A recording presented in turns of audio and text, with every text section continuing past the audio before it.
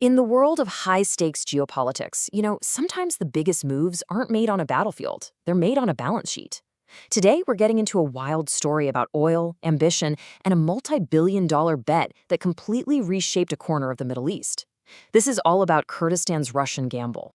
So let's just start with a number, a really big one, $4 billion. That's how much Russia's state-owned oil giant Rosneft pumped into Iraqi Kurdistan in just a matter of months. A number that big, well, it makes you stop and ask some serious questions.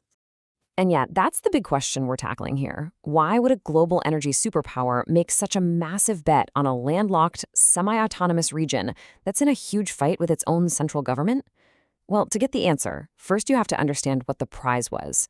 All right, let's kick things off with the key player at the heart of this whole story, the Kurdistan Regional Government, or KRG. And, more importantly, the incredible wealth that's just sitting right under their feet. So who exactly is the KRG? Well, they were formed way back in 1992, and they govern the Kurdish region up in northern Iraq. They've got their own parliament, their own military, the Peshmerga, and they pretty much run their own show, separate from the central government down in Baghdad. And this region is home to over 5 million Kurds, who are one of the largest ethnic groups on the planet without their own independent country. That long-held dream of self-determination, it's absolutely essential to understanding why they do what they do. So what makes this particular piece of land so critical on the world stage? It's simple, really.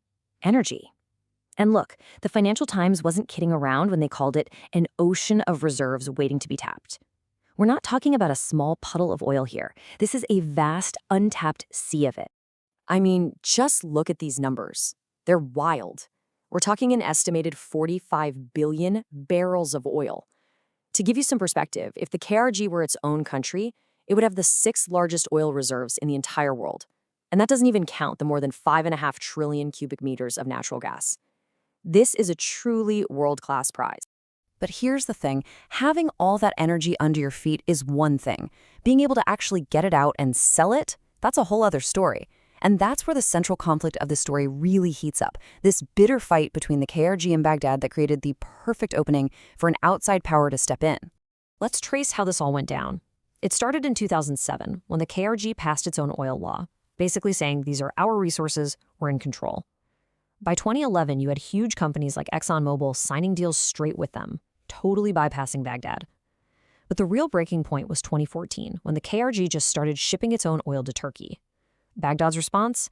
It was swift and it was brutal. They cut off the KRG's 17% share of the entire Iraqi national budget. This plunged the region into a devastating financial crisis. Now, from where the KRG was sitting, this wasn't just about oil money. This was about survival, about self-sufficiency. As their Prime Minister Netshirvan Barzani said at the time, they saw control over their own resources as the absolute foundation for their entire economic future. So here's the bottom line. Baghdad's budget cut created what was called a massive fiscal hole. Suddenly, the KRG was completely starved of cash. They couldn't pay government workers, they were facing total economic collapse, they were desperate for a new source of investment, and maybe even more importantly, a powerful partner who wasn't afraid to stand up to Baghdad. And this is where Russia steps onto the stage. Because for Moscow, the KRG's crisis wasn't a problem at all. It was a golden opportunity. And this was no impulse buy. This was a deeply calculated strategic move. See, to really get Russia's play here, you have to know a little history. Moscow's relationship with the Kurds is nothing new. It goes back nearly 200 years. And Russia has historically backed different Kurdish political movements at different times. They know the region and they know the players. You could really see this in their unique stance during the KRG's 2017 independence referendum. While basically every other major power was publicly demanding they cancel the vote, Russia was way more careful. They said they respected the national aspirations of the Kurds and, get this, they were the only major power that did not call on them to cancel the referendum. That sent a huge signal to the Kurdish leadership. So what was Russia's endgame here? It was really a multi-layered strategy. First, get access to those 45 billion barrels of oil. Second, plant a major energy flag right in the heart of the Middle East. And third, use all that economic power to boost its geopolitical influence in a region where it was trying to make a comeback. So you've got the KRG desperate for cash on one side, and Russia seeing the strategic opening on the other. The stage was set. What happened next was just a rapid-fire series of deals that basically turned Russia's state-owned Rosneft into the undisputed kingmaker of Kurdistan's economy.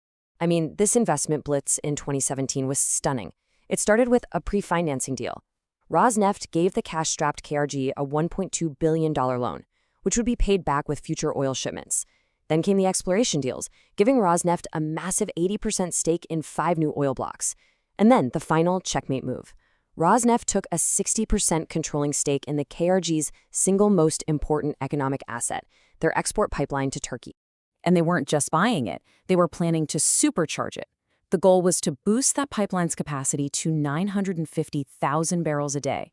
That's about 1% of the entire global oil supply, all flowing through a pipeline controlled by Russia. The result was just a shocking and incredibly fast transformation. I mean, in the span of just a few months, Russia went from being a nobody in the region to becoming its single biggest financial backer. They were, in effect, underwriting the entire Kurdish economy. So, what did all this actually mean when the dust settled? Well, the Rosneft deals forged a powerful new alliance that completely changed the power dynamics of the entire region. Let's break down the aftermath. This really sums up the strategic wins for both sides pretty neatly. The KRG got a financial lifeline, billions of dollars that gave them real leverage against Baghdad. Plus, they got a global superpower in their corner. And for Russia, the prize was huge. Control over critical energy infrastructure, direct access to all those oil reserves, and a major geopolitical foothold right back in the Middle East. And this is really the key takeaway here. For the Kurdistan regional government, this deal was a lifeline. It was a path toward the economic independence they feel is essential for their very future. And for Russia, it cemented its return as a major power broker, using its energy muscle to reshape the political map of the Middle East. But this whole saga leaves us with one final, pretty provocative question. For a region like Kurdistan that's trying to carve out its own destiny, what does a deal like this really mean in the long run? When you accept billions of dollars from a global superpower to keep your economy afloat, are you buying security and protection, or are you just trading one boss for another?